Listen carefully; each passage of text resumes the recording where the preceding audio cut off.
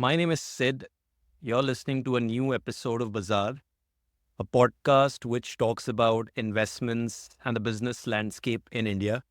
In this episode, I'm going to talk about Kronox Lab Sciences, a microcap company in the business of high purity specialty chemicals, which are used in various industries like pharma, nutraceuticals, etc.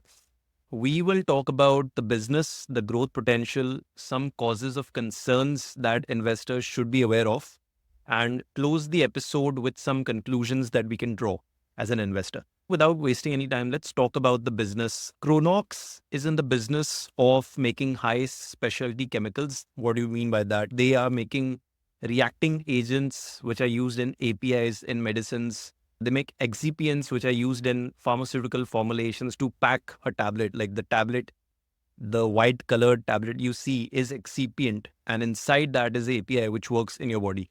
They also make ingredients which are used in nutraceutical formulations, supplements, agrochemicals, personal care products, etc. So the use cases are vast. They have a portfolio of 185 products, around 350 plus customers, and they supply to 20 plus countries. However, major sales happens in India.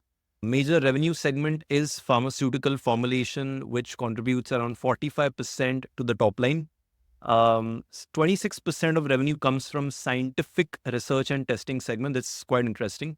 Students need chemicals to test in labs. This is where Kronox supplies as well. And 23% comes from the nutraceutical segment. This is a commodity business in essence, and material costs range from 50 to 58% to make high specialty chemicals. So now that we know the business, let's talk about some of the growth factors and tailwinds that the company can ride on. So one of the biggest advantages for Kronox is the high entry barrier nature of this industry. You have to adhere to strict product standards and customer approvals, which is a long process.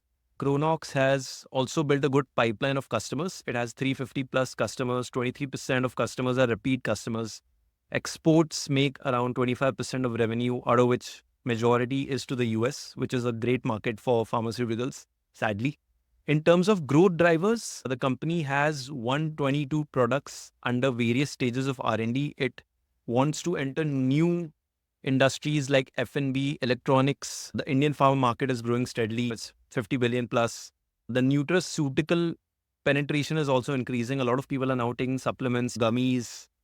That market is really growing nowadays, which spells good for Kronox because they make chemicals which are used in nutraceuticals.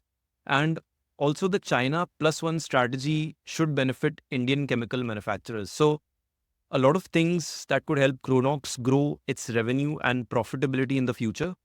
With that, let's move to some causes of concern. So one of the biggest concerns for Kronox is the underutilization of capacity. Kronox has 3 manufacturing units, but it is not operating at full capacity. It also received a notice from the Gujarat Pollution Control Board to restrict expansion of its Unit 3 facility, which is why Kronox is setting up another plant in Dahej. So you know that money is blocked in that facility, which is not good if you're an investor.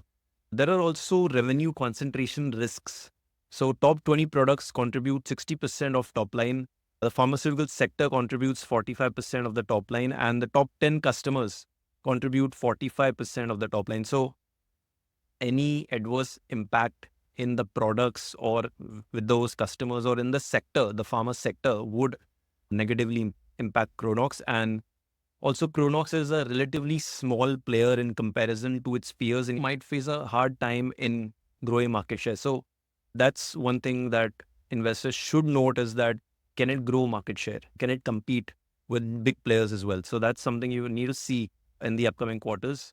Some other problems are that revenue growth has been flat for the last 2 years. Only 23% of customers do repeat sales. Like, it's difficult to acquire customers, and then if you have only 23% repeat sales, that's a pain.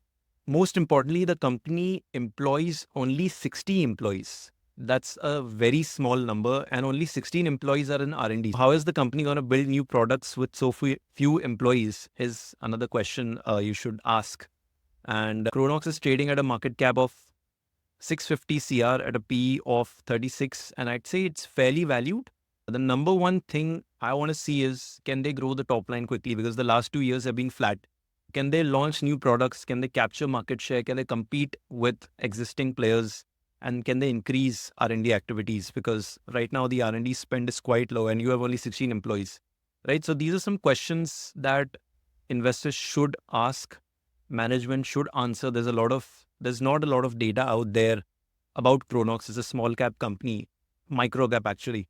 So that's something that investors should be aware of. And the company got listed on the exchanges only this year in June 24. So it's still early days for the company. It'll be interesting to see how its journey pans out in the public markets. It's not easy to face investor questions. And then when you're public, you have to reveal a lot of data that the competitors will be watching as well. We'll keep tabs on the company from the sidelines. We'll keep you updated. I have written a comprehensive article on Kronox on my blog, which you can read at blog.sit.business. I'll keep the links in the show notes. If you like this podcast, this video, do share it in your network. And I'm looking forward to your feedback. Thank you.